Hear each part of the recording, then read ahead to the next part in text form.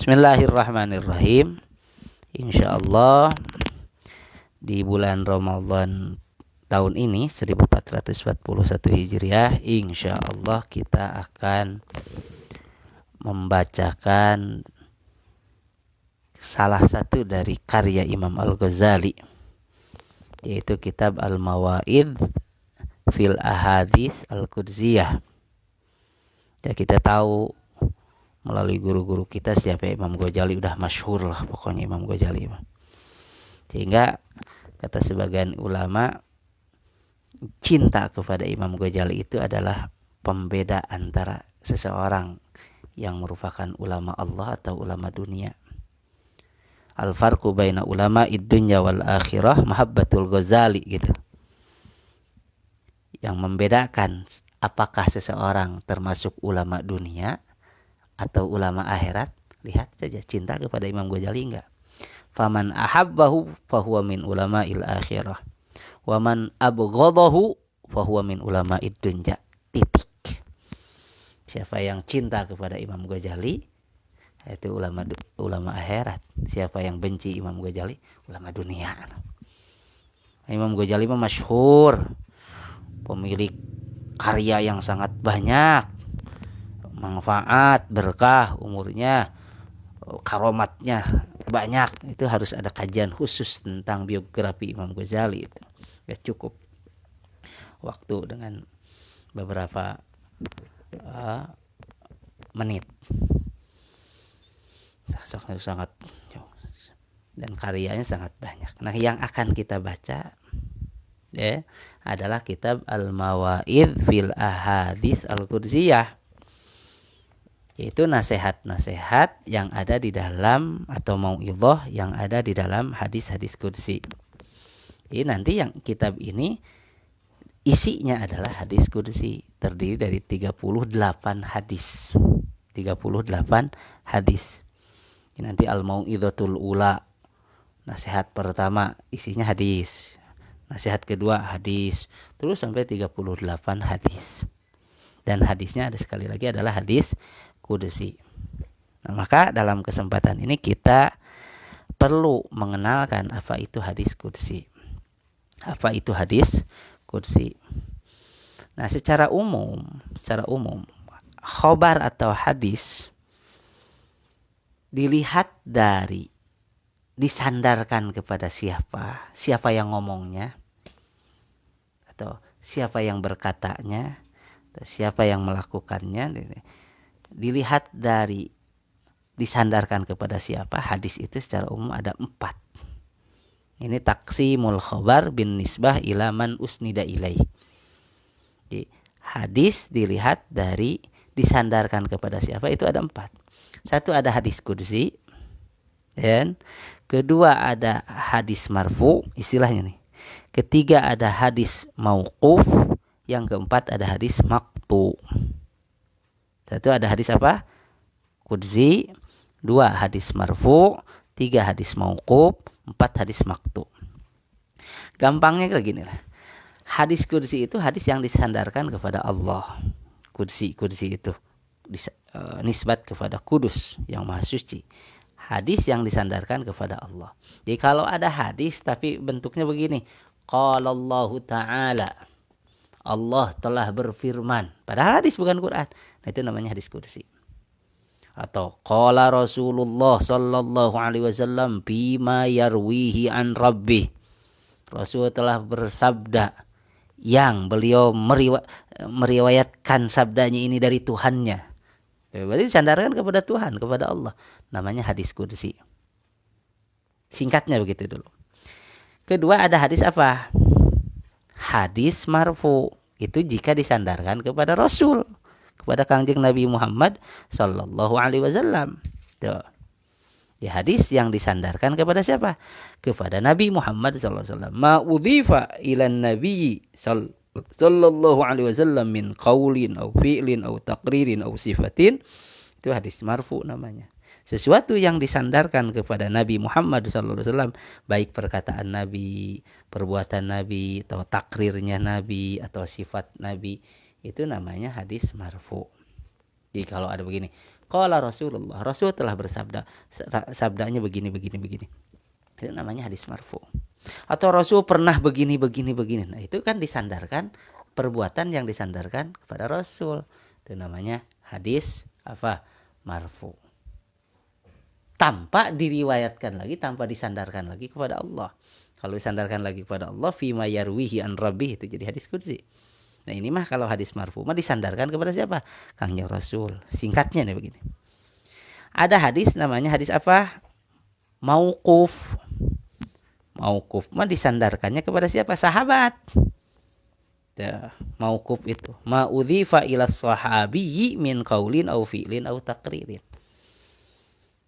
Perkataan atau perbuatan atau takrir yang disandarkan kepada sahabat, itu namanya hadis mauquf. Artinya perkataan sahabat, perbuatan sahabat atau takririn sahabat, itu namanya hadis.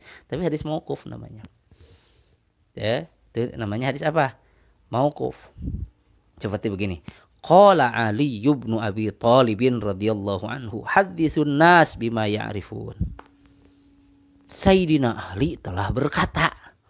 Kata Sayyidina Ali begini, haditsun nas bima ya'rifun. Ajak ngobrol manusia itu dengan kadarnya, dengan yang dia ketahui, dengan sesuai dengan kadar akalnya.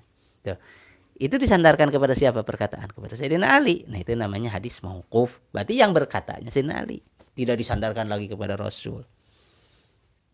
Jadi muara terakhirnya itu sahabat.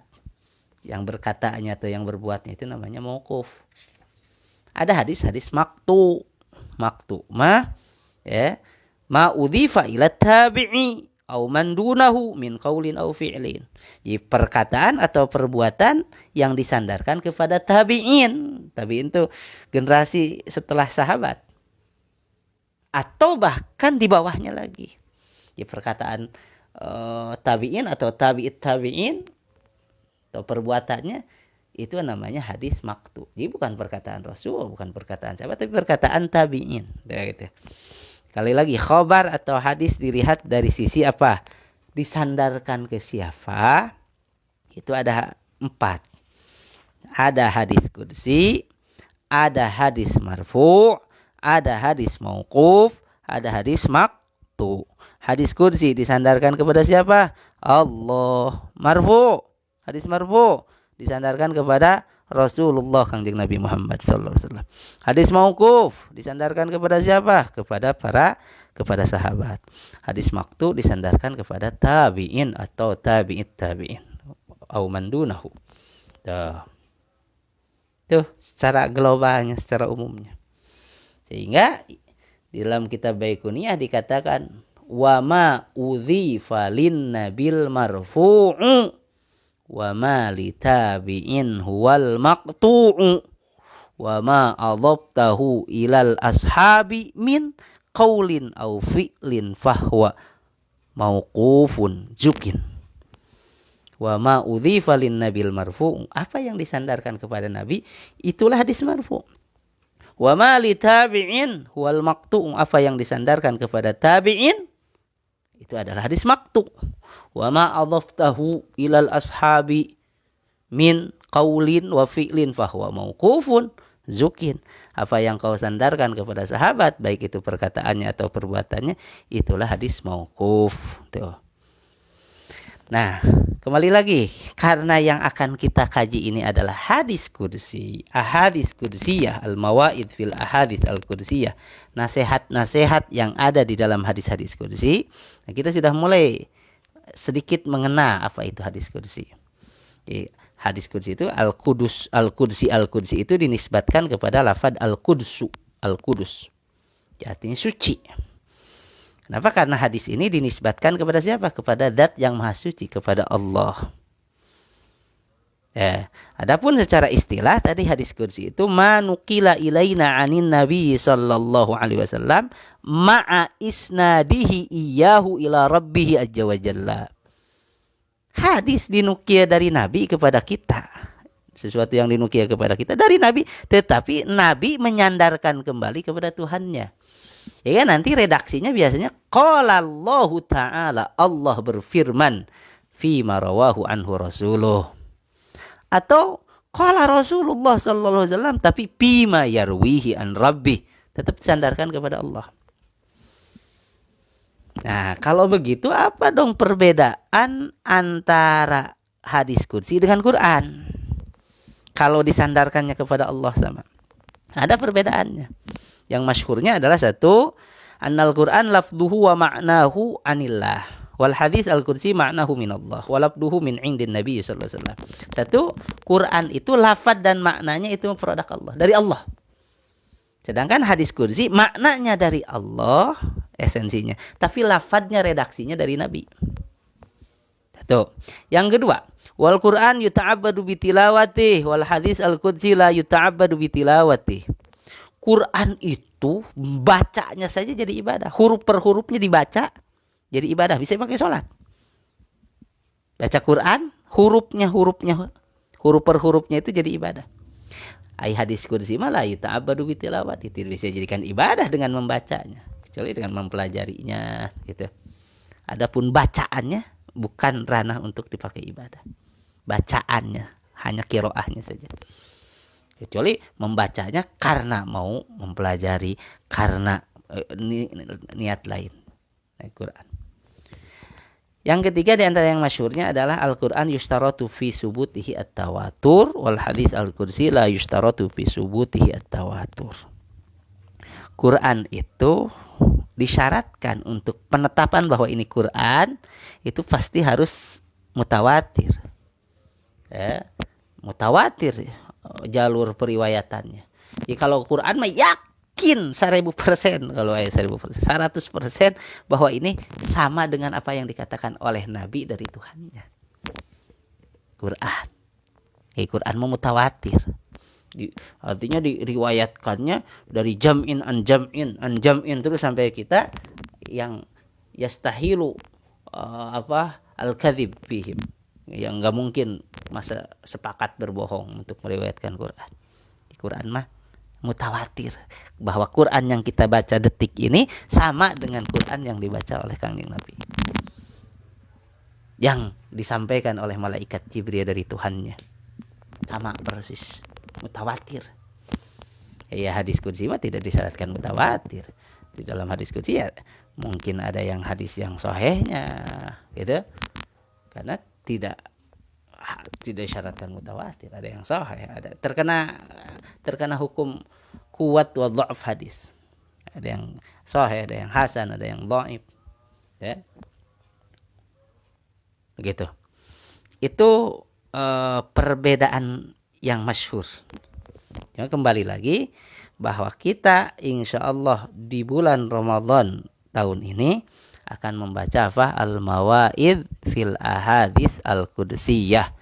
Mau'idhah, nasihat-nasihat dari yang ada dalam hadis-hadis qudsi yang disusun oleh